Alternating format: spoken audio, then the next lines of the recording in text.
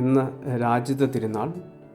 ഈശോയെ രാജാവായി സ്വീകരിക്കുന്ന, ഹൃദയത്തിൽ സ്വീകരിക്കുന്ന എല്ലാവർക്കും രാജിത തിരുനാളിൻ്റെ മംഗളങ്ങൾ സ്നേഹപൂർവ്വം നേരുന്നു. യോഹന്നാന്റെ സുവിശേഷം 18-ാമത്തെ അധ്യായം 36-ാമത്തെ തിരുവചനം.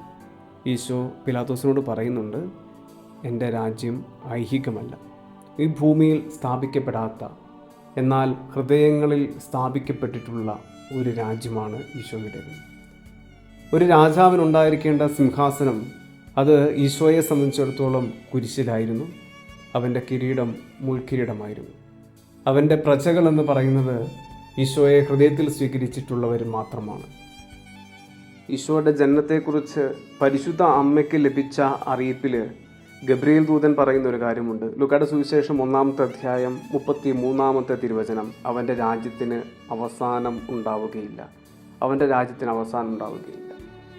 ഈശോയുടെ രാജ്യം മനുഷ്യ ഹൃദയങ്ങളിലാണ്.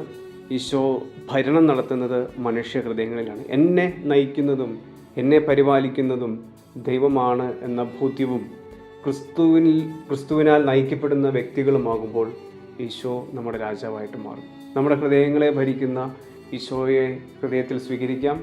ഹൃദയങ്ങളെ ഈശോ ഭരിക്കുവാൻ ഇടയാകട്ടെ. പ്രത്യേകമായിട്ട് പ്രാർത്ഥിക്കുന്നു. തിരുനാൾ മംഗളങ്ങൾ സ്നേഹപൂർവ്വം നേരുന്നു.